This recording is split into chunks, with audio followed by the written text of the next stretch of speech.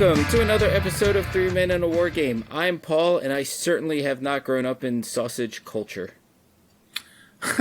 Hi, I'm Kevin, and aside from jump around, the Brewers sausage run is the greatest American sports tradition. Fight me. Hey, I'm Nathan, and honestly, anytime that they ask, do you want bacon or sausage, I'm picking sausage. Hi, I'm Bob, and if I'd known this was going to be such a sausage fest, I would have told my agent to turn down the gig. All right, well done. So you guys were nervous, and that was perfect. See, right on through. So as you have heard, we have two special guests with us tonight.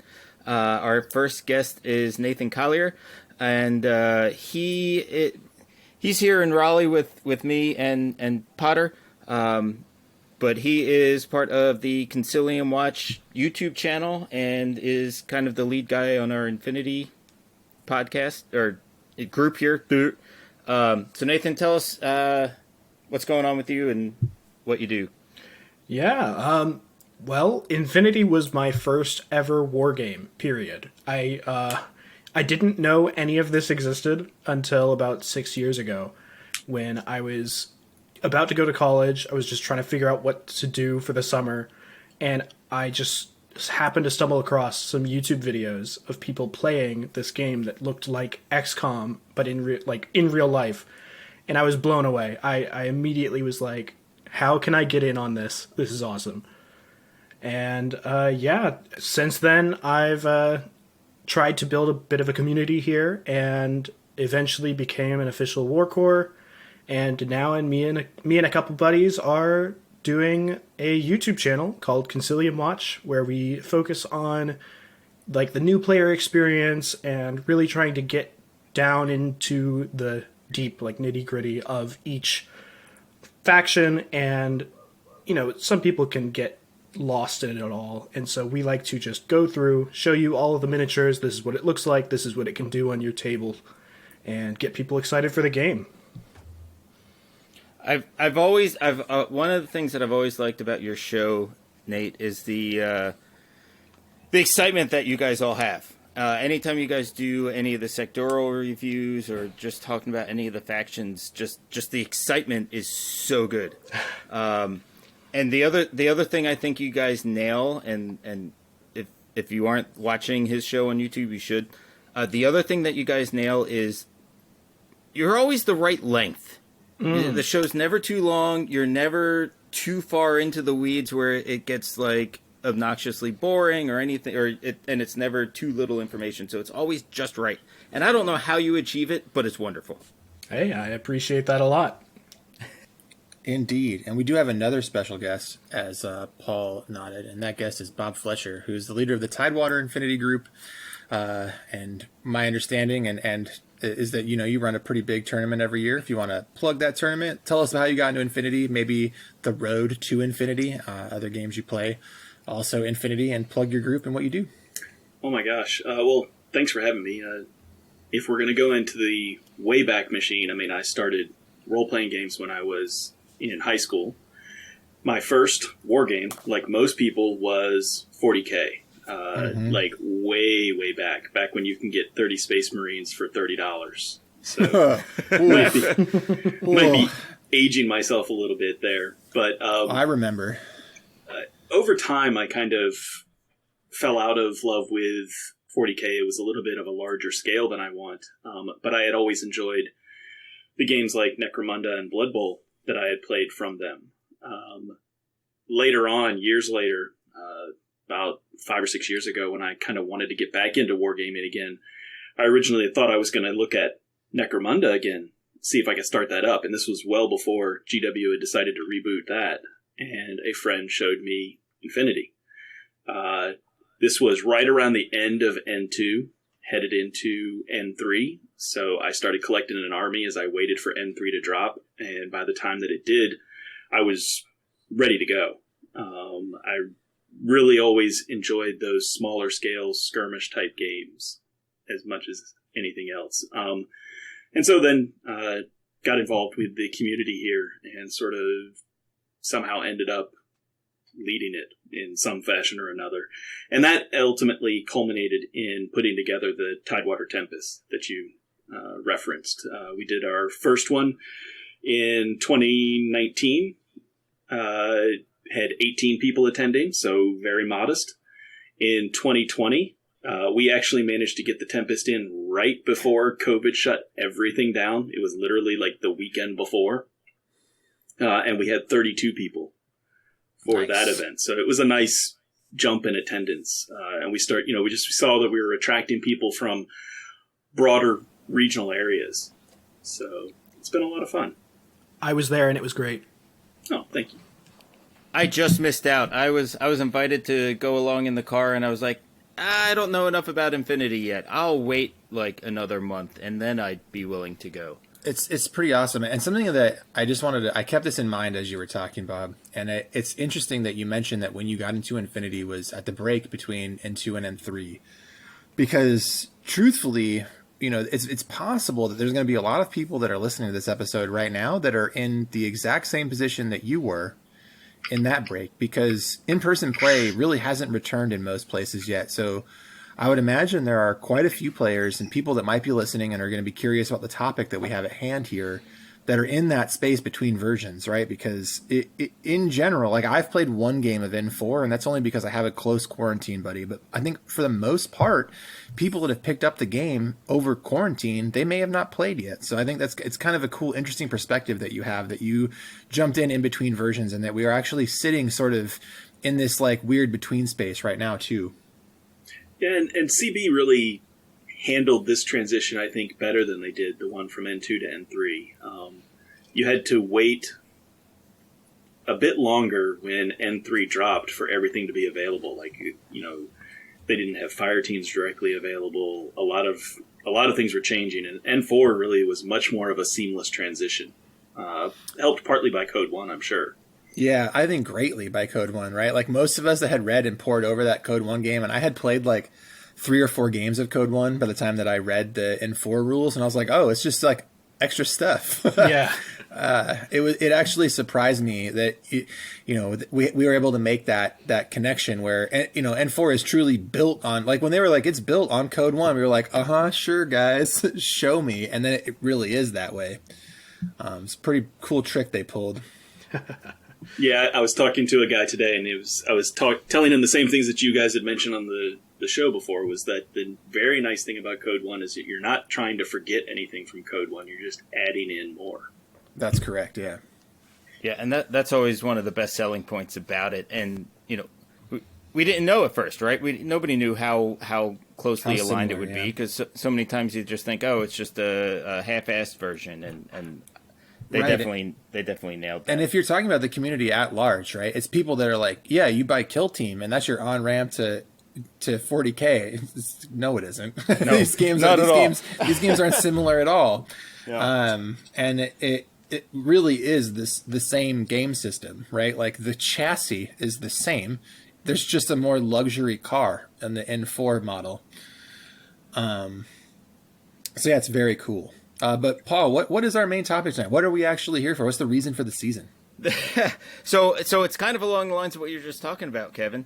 But what we want to look at tonight is community building and kind of recovering from COVID, right? And how are we going to build back communities, especially for a game like Infinity that has gone through an edition change, and like you just said, there's a ton of people who are kind of in limbo, whether they're just hearing about the game or have been waiting for N4 to jump in or wondering if Code 1's right for them. So there's a lot of people out there right now who may not have actually had the chance to experience Infinity. So I think there's opportunity to kind of look at ways to bring those people into the game and want to play it. But the nice thing is that all games have this problem, right? So everybody's kind of on that same foot of, we've been out of it for a year. So whether you're thinking about Infinity, or you're thinking about the other side, or you're thinking about Warcaster Neo Mechanica or 40K or whatever, you're going to find that there's a lot of similarities where everybody is right now. So even though we're going to be talking a lot about Infinity, I think a lot of the things we're going to be talking about are applicable to any game system. Every single one of us is having the same challenges, and it's not anything to do with the system itself. It's to do with the amount of time that has passed since we've been able to regularly engage with the community. Definitely. Yeah, and that makes it a challenge, right? Because one of the big things that you have is that consistency of weekly game night and seeing the same people, and getting to get into the game and not just theory hammer everything, but actually to be able to get out there, and to be able to do it. So, getting started on that, one of the things for Nathaniel, right? So the community here in Raleigh was kind of really just getting started when everything hit. So I wanted to ask you, like, how do you go about taking a store or a town or whatever that has almost no Infinity community, but people who are interested in it? How do you take that and actually start that community? Yeah, as you said, we were actually really starting to run as a community right before COVID hit. I think the biggest thing is when you're trying to set up a community and get people interested in the game, you've got to have consistency. And that's the thing that I had struggled with for years, like loving this game, but struggling to set up games with people and like getting people into the stores and just playing, because you just have to be committed to go in. I picked like a Wednesday night and said, I'm going to be there every Wednesday night after work. So once you start getting that consistency, you can start to create a relationship with like the store owner and set up like a specific, like every week I'm going to have these tables. And if people see you out there, the big thing that I focused on was having really flashy terrain on my table. So I would have all these people see me sitting there next to the table with all this cool terrain and stuff all over it. And people would walk up because it looks cool. And me being there every week and people seeing something that looks really cool, it got people talking. And that's really, I think, the biggest thing was once we had a consistent group, more people connected, we were able to start like a Facebook group and eventually our local Discord, which has been our main form of communication while we're all apart from each other.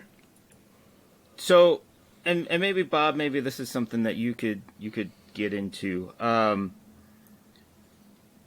How do you make your game stand out? Right? So like, again, whether it's Infinity or any other game, what as a community leader do you do to make it stand out? There's an element to it that Nathan already referred to, which is just going to be kind of that cadence of events and meetups that's going to be pretty critical for something like this. The part that I think that you have to remember with the visibility is setting up some sort of a game night and doing your best to commit to being there every single time that there's a game night. Now, the part that's really difficult about that is that a lot of us don't have the ability to be able to commit to do that every single week. I mean, I've got a 2.5-year-old at home, a job just like anybody else does, and it's not going to work out every single week. And so what I did is I recently, as we're trying to ramp things up again, I've recruited people from the area, people that I know are really invested in the game and people that I know are great representatives of the community to help me take some of that weight and participate in being there on some of those nights, like if I can't be. So that the other piece is putting the word out there. One of the first things that I did when I started into this area, there was already a bit of a small community that was in place. They were starting to run some events. There were some really great guys getting the game kind of started in the area. And I came in, I saw that there were a few things that I wanted to do to try and grow and build the community, and that included doing a Facebook page. We've done a Discord, although I find that our community kind of runs the opposite of Nathan's. I've always depended on the Facebook page more than the Discord. But being able to get that information out there, get as many people as possible into it, and get as much conversation going as I possibly could was another one of the ways. Not too long after that, I went ahead and I applied for the War Corps, and surprisingly, after about a year or so, finally came through, and I got that position, and then I really started to dive in and try to build the community more and more in this area. And part of that was, as Nathan says, running the events, running the game nights, making sure that you've got everything set up and looking nice so that people are coming over to check things out. And get them really kind of interested and jazzed in the idea of playing this game as well. So I have a follow-up question, and maybe this goes into my thinking that this just isn't for Infinity people, but it seems like now the whole War Core thing, or the equivalent from other companies, has kind of disappeared a lot. So what about for companies that don't offer a program like that don't necessarily have that incentive? Is there anything, Bob or Nathan, that you think might be useful for somebody in a game like Privateer Press that doesn't have that, motivation from the company to do it? Mostly it's just grab the reins and start running with it. It's nice what CB will do for us as the War Corps. We have some resources maybe that the average person doesn't, but it's not like they're sending us a paycheck every week or anything like that. I mean, it's something that you get interested in doing and interested in wanting to see the community grow and flourish. Mm-hmm. Yeah, I'll jump in too, Paul, if you don't mind. Sure. Yeah, because there's the half step, which is Asmodee, right? That, because I played a lot of Crisis Protocol, and I was, 8 months into getting that community started, or maybe not even 8 months, like 5 months getting that community started in Madison before everything got shut down. And the thing that I did was I came up with like a pretty solid demo script that I could run, and then I worked with the local friendly game stores that would have me for demos, and found out whether or not they were willing to support me and advertise organized play, and then also order organized play kits where they were available, or offer prize support in the way of gift cards or any sort of weekly participation. Because that's another thing. You can, approach a store and ask them, hey, if we do a growth league for this game and people are buying product and they're showing up, is there anything we could do if they come after, if they come 6 weeks out of an 8-week growth league where they get like a $15 gift card or whatever. And and most friendly game stores, they want butts in seats, right? They want people playing, they want people buying product at the store. So that would be my piece of advice for the game that doesn't have something like a War Core. It's a little bit more work, obviously, to step up and take the reins yourself, but there are lots of small things that you can do to really help kickstart a community. Finding a good game store is going to be one of the first things that you have to do. You're right. Yeah. I have the luxury of living in a fairly large area. There's probably about a dozen or more game stores in Hampton Roads or Tidewater. And through all of my searching, only 2 of them stocked Infinity product, and only one of those was really interested or motivated in kind of being the seat of the community, if you could call it that. Mm-hmm. Tower of Games here in Virginia Beach, and now in Newport News as well. And yet you have to find kind of that ally within the store that is willing to kind of support you as you are trying to do things, help you with scheduling time in the stores, to have tournaments or game nights, all of that kind of stuff. So Yep. And a lot of that, let me tell you, is asking that store owner how you can help them. Because as soon as you ask a retailer how you can help them with a community coming in, they'll be a lot more likely to open up to you and get space available and work with you for your events, because they'll know you're serious. Yeah. So now I have a question for Nathan. How did you decide on Game Theory as the store that we were going to be at as a community? What made you most attracted to that store, that it kind of became the one we were playing at? Yeah, we had a bit of an interesting situation where we have a few stores around here. One of them is fairly large and has a lot of Infinity product. It's got the most Infinity product out of any of them. But the real problem was that every time we went to them to ask for access to tables for events or things, other games are just taking precedence. And so we had to sort of move away from those stores. And I think we settled on Game Theory specifically because, as Bob was saying, like, if I can't be at the store, I need other people to be able to fill in that spot for me. And there's a few of us that are very close to Game Theory. So if I can't be there, then maybe Jonathan can be there, or Jesse. So it just worked out best for us because we were a fairly small community. Being able to have multiple people that are willing to go into the store, that are fairly close and able to go in. And in addition to that, we actually were talking with the store managers, and they were expressing that if we can show that we have a lot of people who are going to be coming to these weekly events, they actually said that they would consider having an Infinity shelf for us for stocking new products. And then COVID messed all that up, but well, and to give you an example of how important it is for that consistency, I had multiple false starts on Infinity. There have been at least twice that I tried and failed to play the game, and at least one of those times, Nathan, I very specifically remember this. I was playing at Gamers Armory, and I remember you coming in there and being like, "Wow, somebody's playing Infinity." And I always remembered you from that. And then when things started kicking up here, I'm like, "Oh, hey, it's Nathan. He's that guy that I saw that one time. He was super stoked about Infinity."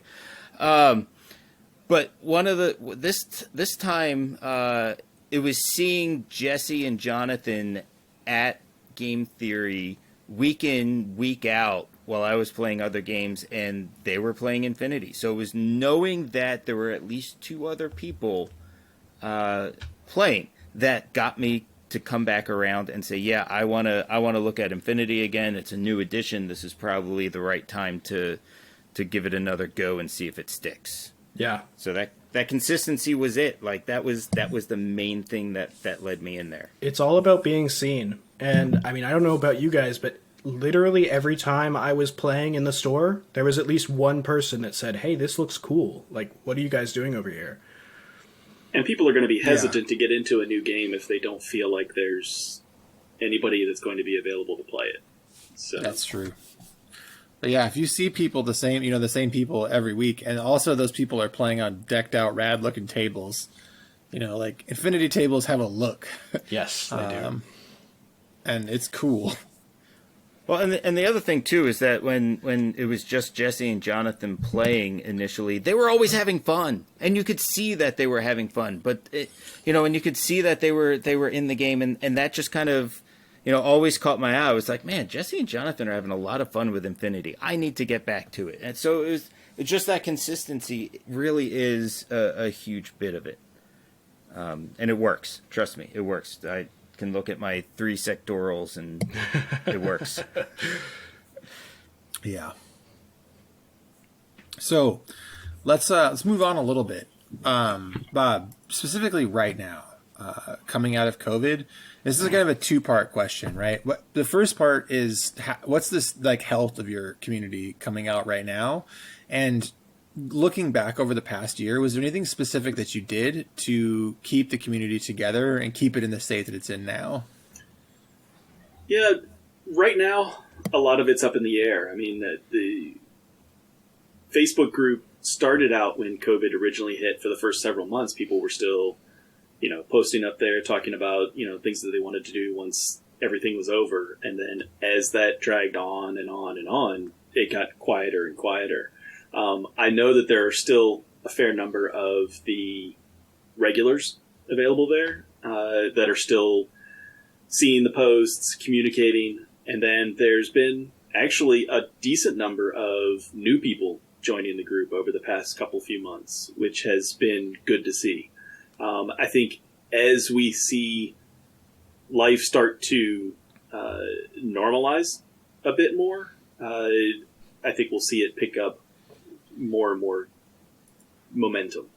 The challenge I really see these days is getting past that that malaise of the lockdown.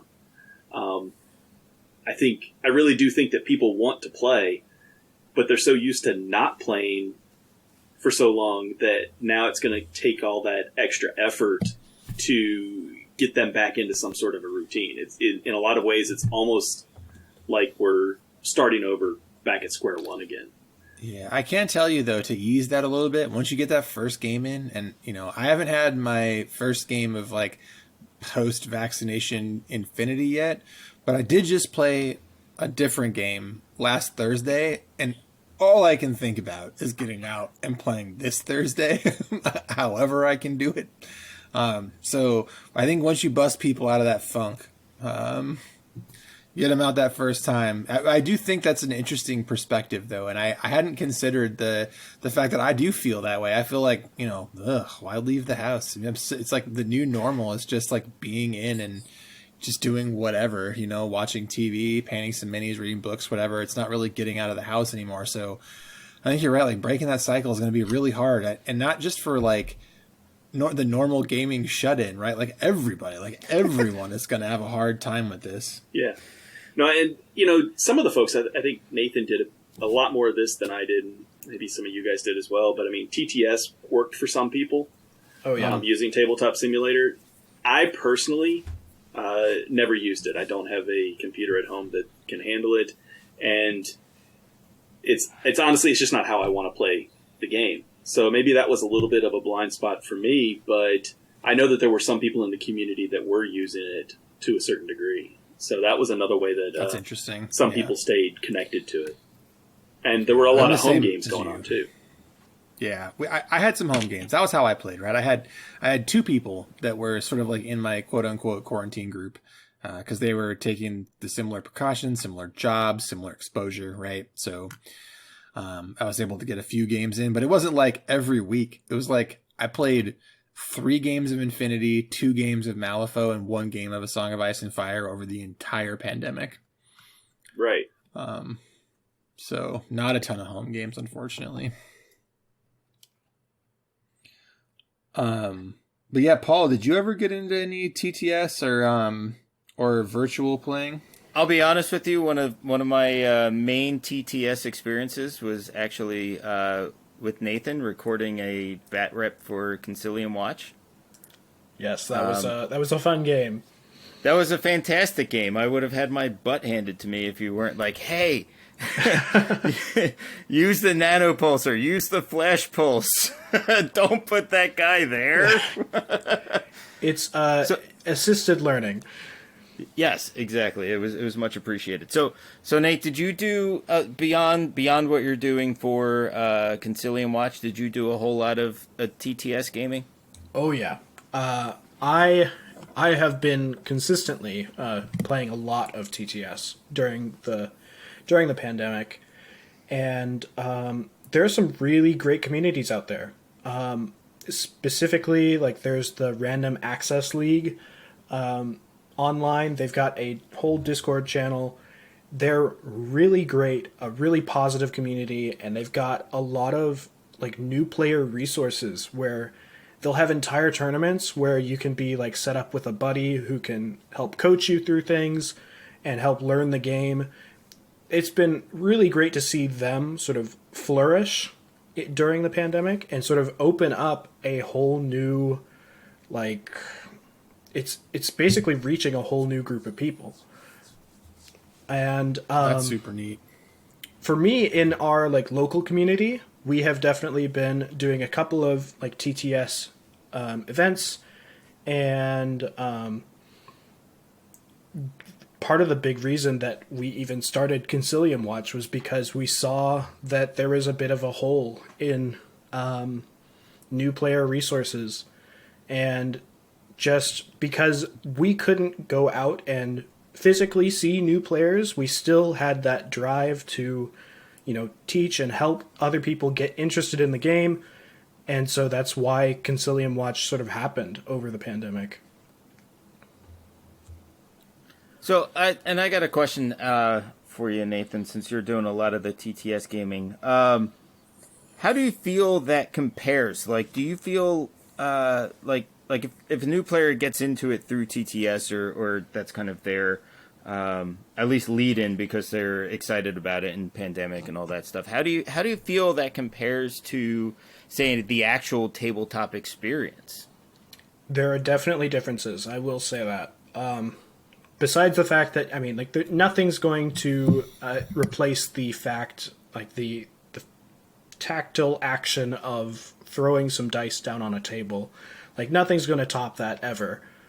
But TTS offers a lot of maybe strengths that you wouldn't normally get in a in-person event. Like, if you're a brand new player and you want to play on one of these super cool tables that you've seen other people play on, but maybe you don't want to, you know, put in and purchase all of that, like, big terrain and stuff. Well, on TTS, you can play on skyscrapers if you want. It's all digital, so it's not going to cost you extra in order to get into playing something really sort of extraordinary in terms of, like, on a game table space. We have been especially fortunate in the Infinity community because some other community leaders like Vol SC on YouTube, he really went into starting this whole community of people 3D scanning their painted miniatures. So it's one thing to play with like a cardboard cutout of a miniature. It's another thing to play with a 3D amazingly painted by someone in the community model on TTS. It just adds to that in-person feel, and I think that helps a lot. That's super cool. Yeah, the one TTS thing I tried was actually playing Relic Blade, and I don't know if you guys are familiar with Relic Blade or not, but it's like a one-man operation. One guy, Sean Sutter, he does everything. He does all the art, the rules, the modeling, all of it. And the TTS mod is all his hand-drawn stuff. And that was like the one thing that I took away from that was how cool it was to like play with those special pieces that felt like they were like handcrafted for the experience. So I can see that really adding a lot to TTS. And I hadn't even considered the terrain aspect. And that's actually really fascinating and makes me want to try it. Yeah, there is one caveat to that terrain experience that I will say is like, I do think there's going to be an interesting in-between period where a lot of people have been playing on these extremely dense tabletop simulator maps. And then once we get back to like the normal in-person stuff, you're not going to see as much terrain on a table on average. Mm-hmm. So I think that there are play styles that some people are learning right now on TTS that will have to adapt a little bit in person. Or maybe we'll just start seeing more dense tables on tournaments. I mean, there's always that possibility. I don't know. I like playing on really dense boards. My boards are always super dense when I play at home. There were some really complex tables that I've seen pictures of online and everything, and they look amazing, but sometimes they're not always necessarily practical for real life play. Absolutely, yeah. That was the only thing I saw there. Otherwise, they all looked amazing. We've also been pretty fortunate because, like, Corvus Belli specifically has been very straightforward in saying we support the tabletop simulator community. So much so that, like, when we were having this, like, 3D scanning process of all these miniatures, Corvus Belli actually went and 3D scanned some of the official ones and added them to the mod. And also, they created a whole new tournament code system where, you know, before it was just in-person codes where you would have a bunch of people coming in for a in-person tournament, but now there's an entirely separate TTS, like, online tournament code that you can have an official Infinity tournament, but on Tabletop Simulator. That's neat. That's actually a really neat concept for people who either don't have communities or, you know, say they're in a country like Australia where everything's really far away. That gives them the opportunity to play. That's really amazing. Yeah, it really is a completely different, like, realm of possibilities with TTS. That's pretty cool. Wow. One of the things that I was thinking about with the pandemic is the fact that there's just going to be some people who are just going to disappear, right? And they're going to be like, man, I like having my Wednesdays home. I don't want to go out anymore. So they might be a lost cause and may never come back to gaming because of that, right? But Nathan, let's start with you on this one. What do you think you'll do, or what do you plan to do to re-engage players in your community? Because you know people like Jesse and Jonathan are going to show up. Yeah. Right. What do you think? What are you going to do to kind of bring back those people on the fence, or those people who maybe are thinking that they like being at home, but if they see the right things, they might come back. What do you think your plan is for that type of situation? Well, I think you were sort of hinting at, I think, what the right answer is, and it's, I mean, we've got these Facebook communities, we've got these Discord communities. They're already there. They're just sort of lurking. So I think when we start having a lot of in-person events again, taking photographs and posting them online, just showing people the cool stuff that's out there, you know, even if they're sitting at home saying, oh, I'll just stay here on Wednesday. If they see that there's a bunch of people playing a lot of really fun games on Wednesday, maybe they'll get up off the couch and come out and play. Start feeling that FOMO. Exactly. And I think that there's a lot of ways to do that. Like, when I was first trying to get people interested, because, I mean, like Bob said, we're basically starting over at this point. When I was first starting out, I was, like, taking photographs of my games and posting them on, like, the Facebook group, and I was, like, basically writing a written battle report on the captions of each image saying, like, oh, this was something crazy that happened. And, you know, if people see those, like, really crazy moments, I mean, Infinity is full of them because of, like, the ARO system and stuff like that. Everyone wants to see their models do cool things, and so I think that's the thing that will really get people back. Yeah, you know, you touched on something that I feel like is almost a dying art at this point, which is the narrative written battle report.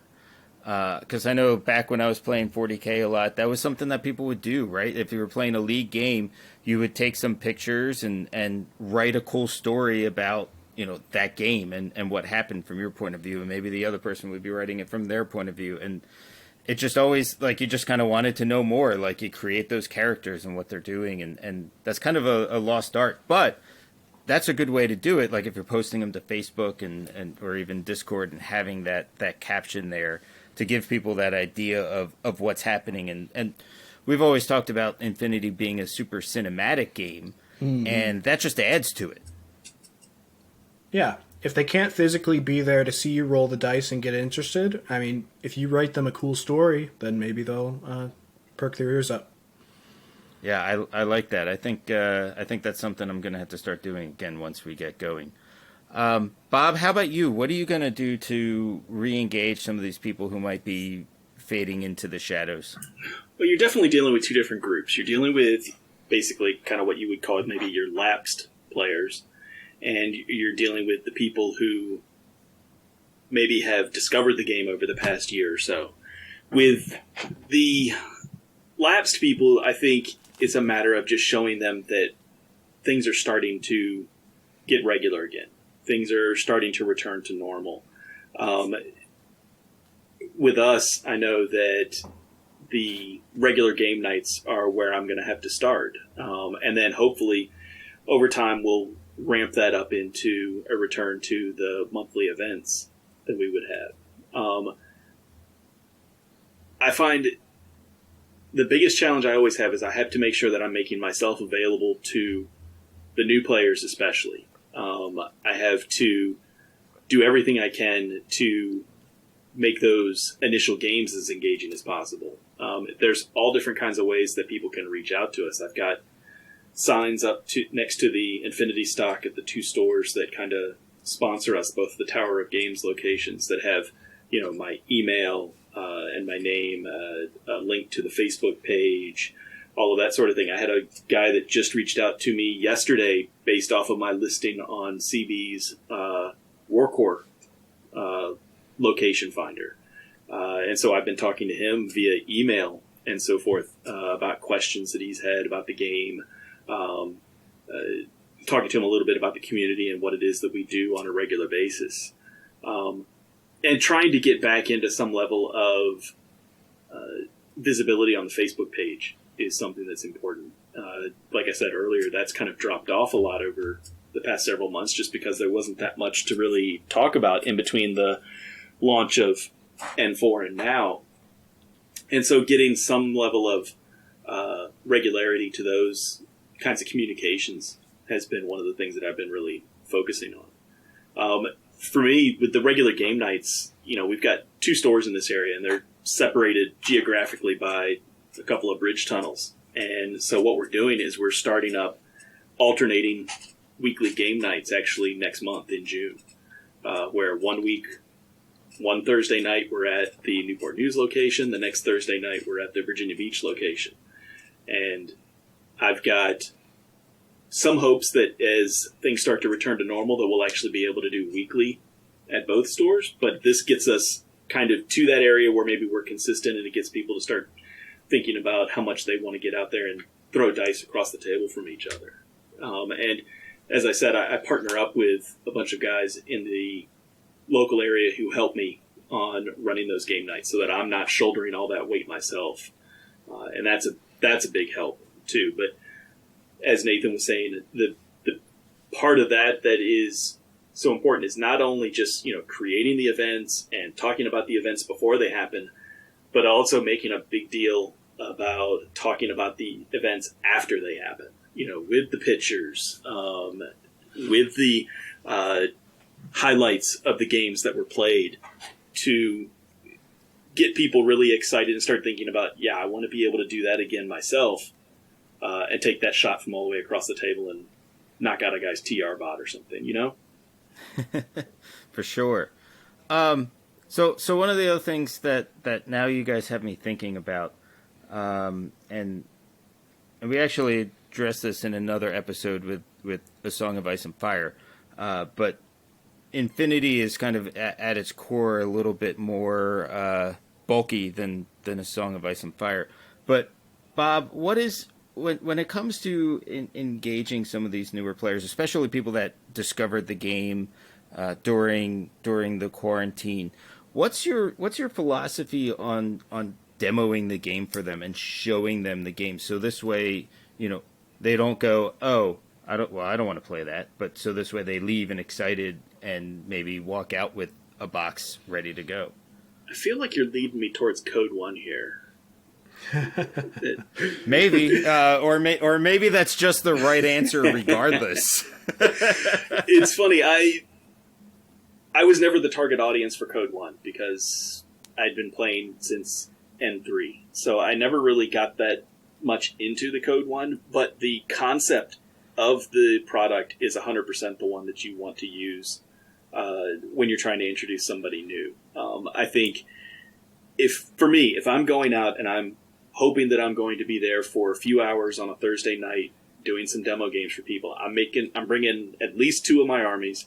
I'm making up some very simple lists, 2 or 3 light infantry and a heavy infantry of some sort, so that they can play around with it. But nothing that gets too far into some of the more complicated concepts like camouflage and drop troops and that sort of thing. And if I've got the army lists and everything already printed, I've got models available for people to already use, painted, of course, and I've got a table full of terrain set up, then I've got everything I need where they don't really need to contribute anything except for 15, 20, 30 minutes of their time to give the game a shot with my stuff. So it's really about trying to show some of the depth of the game without overwhelming them with it. And that's where I usually try to go with the demo games. It's very much a Code 1 philosophy, even if it's not 100% everything Code 1. Yeah, and I think you actually touched on a really important point, and that's saying 15, 20, 30 minutes of their time. I feel like if you give them like a full 2-hour game with 300 points worth of models, and regardless of what game it is, giving them the full game is just going to be too much, right? Like, so breaking it down that way is probably super important. How about you, Nathan? What's kind of your philosophy on demoing? How do you approach it for the new guys? I think Bob had a lot of really great points. I've mentioned multiple times that like having something that looks really cool is very important. So I also have painted models for those starter sets. And for me, it's just really easy to keep that starter set, just with me whenever I go to play. So even when we've got those regular game nights, if someone says, hey, what is this? I'll just offer them. I'm like, hey, I've got this set up right next to me. Do you want to sit down and play for a couple minutes? It's pretty easy to pick up. And sticking to those Code 1 rule sets, I actually went a little bit extra, and I created like little playing card sized reference cards, basically, with a picture of the model, the range band of their gun, and like the damage type and things like that. And I find that putting the things right in front of them and showing them that, hey, this is going to be in the app, so you've got everything you need when you want to jump off and make your own lists eventually. Mm-hmm. You might have to share that resource with me, because that's one of the things I've struggled with is none of the armies I own are actually part of Code 1. And so it makes that part a little challenging, but being able to make some easy reference cards like that, they're even nicer than the army list. I love the army lists, but reference cards like that would be a very nice tool. Yeah, maybe I'll put together some sort of like template and send it over. Yeah. Oh, please send that to me, because I am a huge fan of cards, and I will always, especially if you can have a picture of the model on it, I feel like that in Infinity specifically could benefit from that, but I think that's a whole other episode we could talk about. Yeah. Yeah, coming from like, because you guys are very much in Infinity, right? Where it's like your core game, it's mostly what you play. And I know, Bob, you play a lot of Blood Bowl too, and it's similar. You've got like a written roster or an app or whatever. It's something that you've got printed out. Whereas Paul and I come like from a strong Malifaux background, where we're used to having a card that has all the information that we need, and that follows right through to the game that we're playing the most right now. Which, I mean, it's really between Infinity and A Song of Ice and Fire, right? Mm-hmm. Those are like the top 2 games we're playing right now, and one of those games has really great card resources, and I think it's just a thing that we like. And I think especially for a learning experience, I think the cards, if you're doing it for a small number of units, like if I'm doing a demo and I want to have 3 Order Sergeants and a Knight of Justice, then having the card with the profiles that I want to use is just a nice visual way to help someone that's new to it.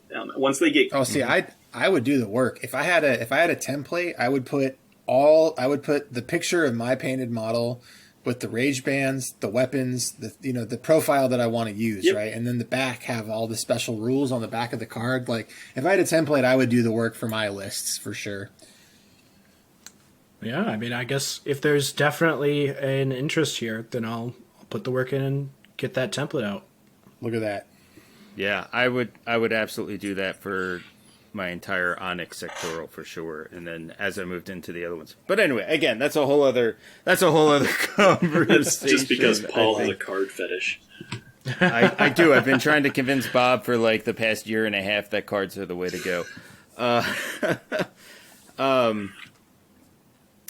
All right, let's move on from that one.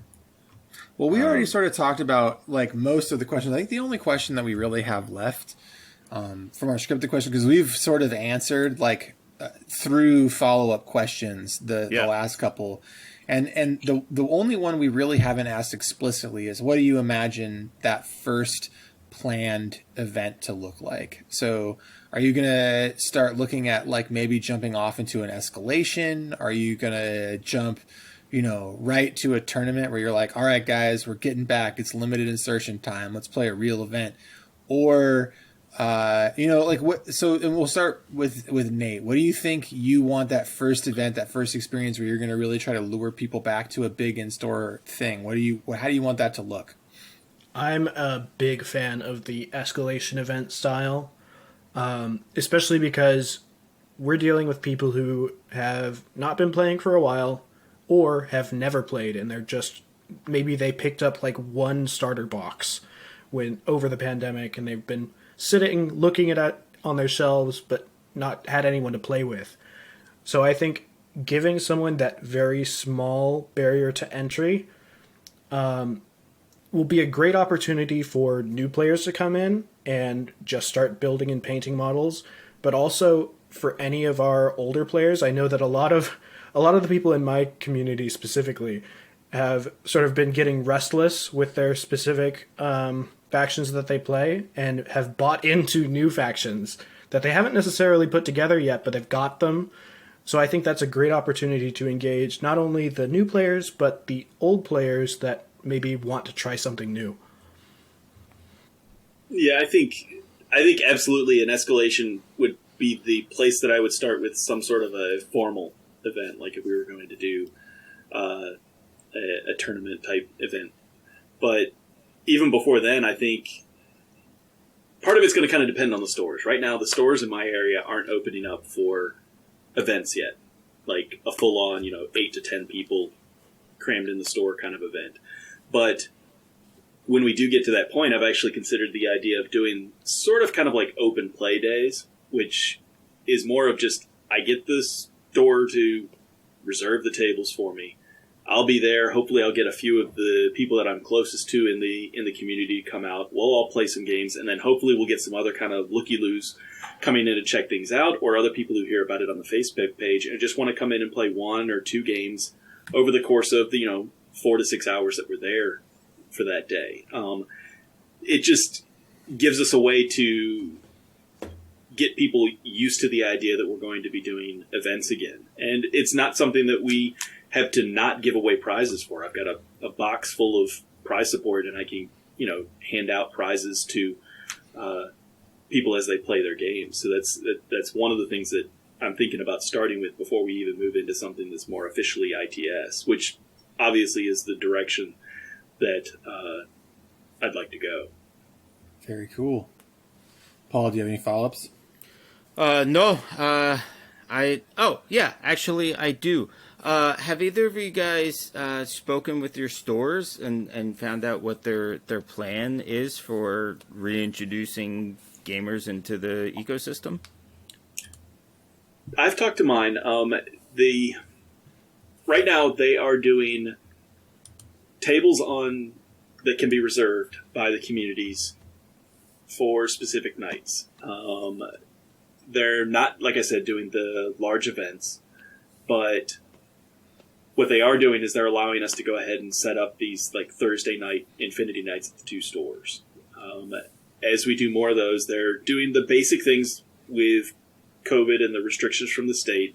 Masks are no longer required in Virginia, but other than in certain areas like healthcare facilities and that sort of thing. But they're not required, but they are highly encouraged, and I'm encouraging all the guys that help me with running the demo events to wear theirs. And we are looking at slowly being able to ramp up to the larger all-day events when they give us a little bit more leeway to be able to do so. Yeah. How about you, Nathan? Likewise, we actually just have started talking with our local store, and it is looking like, it's looking like the day might be breaking a bit. In June, they are planning to open up very similarly to the way that Bob's shops are going to be opening up, and I think that there's some great opportunity. We're going to be hopefully getting these dates locked in, and I know that Jonathan is in close contact with the managers there, and he's been sort of negotiating for us. And we actually have another opportunity to expand a bit because Austin, one of the other people on the Concilium Watch team, he is a bit further away, like an hour away, and he has a local shop that is willing to maybe start hosting some Infinity as well. It's actually kind of a neat opportunity to be able to kind of get in almost at the ground floor again and establish Infinity as being one of kind of the regular games in the area, rather than just the big 300-pound gorilla in the room all the time.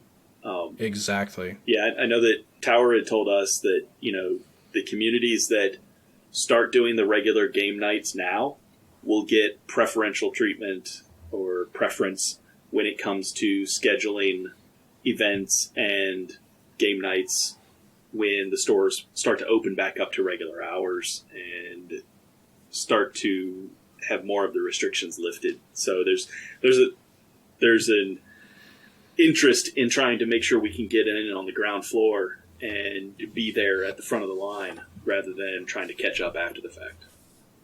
Definitely. Especially like us. We were always the sort of left behind, and now that we've got an opportunity to get our foot in the door, this is a great opportunity. Yeah, that's actually something I hadn't thought about, was the fact that this is an opportunity for smaller games to kind of establish themselves and really be able to show off, that there is a community and that people are playing it. Yeah, that's just not something I had considered at all, and I think that's a fantastic point. Get in there, get people seeing what you're doing, and show them that it's not just that other game that everybody wants to play. Honestly, it's not. We didn't even have that much difficulty coexisting with 40K or War Machine or any of the other ones there. It was always the Magic game, the Magic events that would get us kicked out or moved to a different weekend. But I totally get it. I know that's the moneymaker for the store, so I totally understood it. Definitely. And they were always really very upfront and communicative with us about those events happening and helping us move around before anything got really messed up. Yeah, that's handy. Well, I know that covers everything that I wanted to talk about. Kevin, do you have anything else for these guys? No, I think that was super informative and a really fun conversation. Yeah.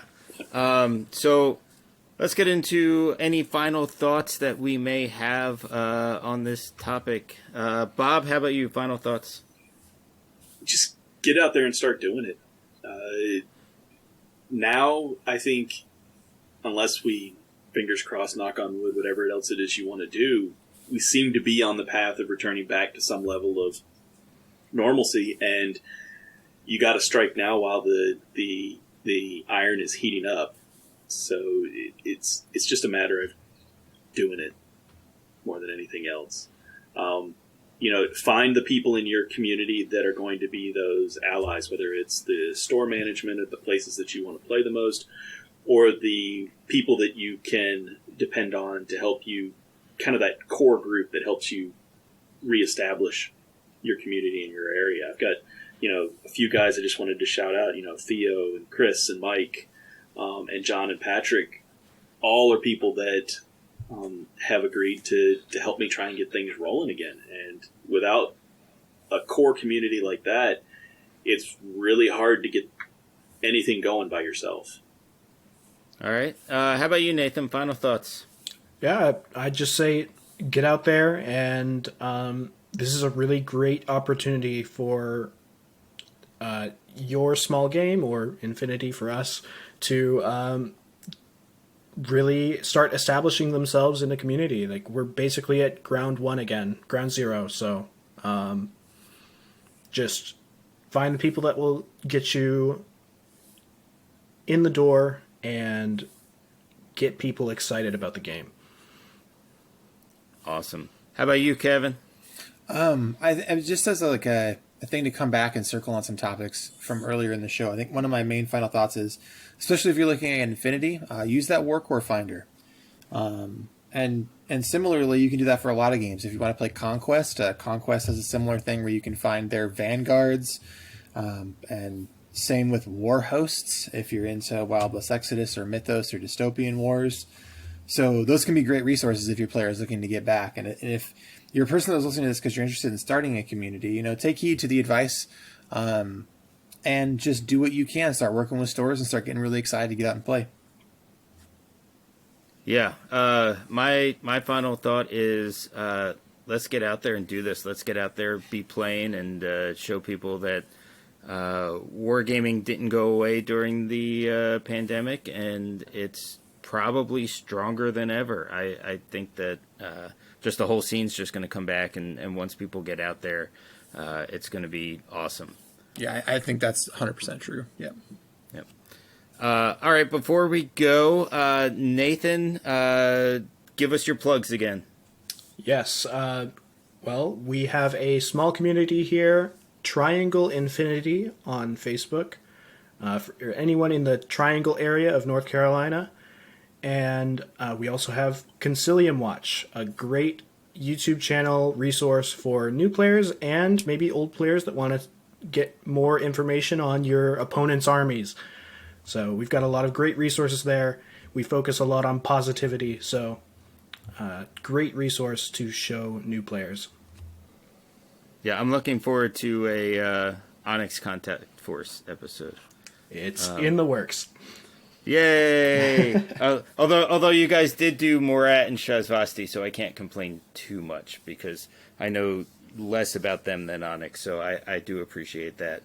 And Austin's excitement about Morats was just absolutely infectious. Yes, he is. He is absolutely a great asset for the team. Yeah. He. I mean, all you guys are great. It's a fantastic show. I can't say enough good things about it. All right, Bob, your chance to plug. You can find my local group on Facebook at the Tidewater Area Infinity Players. It's a great place. We welcome everybody. You don't have to be local to this area. We even let in the riffraff from North Carolina every once in a while. So. And hopefully, we missed, obviously, the Tidewater Tempest, our large event in 2021, but I'm hopeful that we'll be able to get it going in 2022 again. So there'll be a new patch and all kinds of stuff happening for that. So I'm really looking forward to start putting that together again. I'm excited because I really want to go. Yeah, I'm actually committing right now. If you host it next year, I'm going. Cool. Love it. I mean, it was really amazing. Same. First year we pulled a lot of people from Northern Virginia. And then the second year, once the word got down into North Carolina and everything that Nathan had been doing, getting the community started up down there, we actually had way more people from our southern neighbors than we had from our northern. So it was really great to see all those guys come up and spend some time with us. Taking over. So awesome.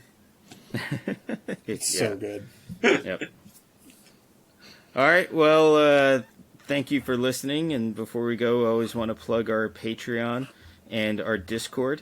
Can never say enough good things about our Discord. It is still one of my favorite things to look through at the end of the day and see what everybody's been talking about in all of the games that we have on there, because we have a lot.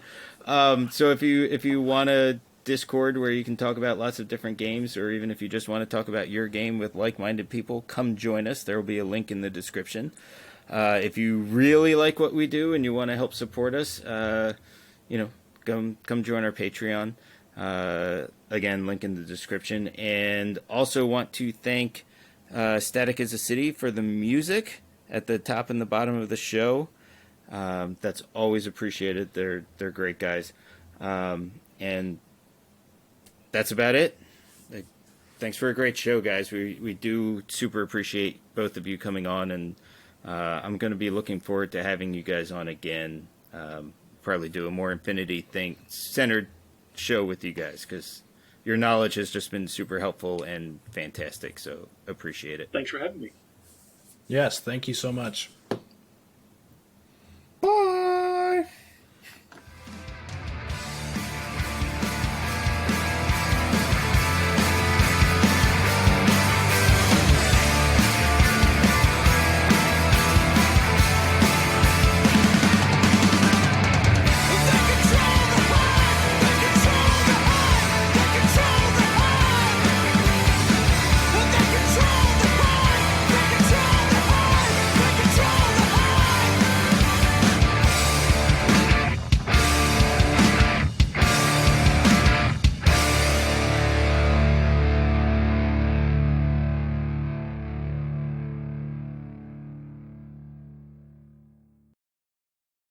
Well, you got andouille sausage, you got kielbasa, you got bratwurst, you got knockwurst, you got smoked sausage, you got big reds. There's a whole bunch, you guys. You can, and that again, I'm off the top of the dome. I'm not even really putting any thought to it yet.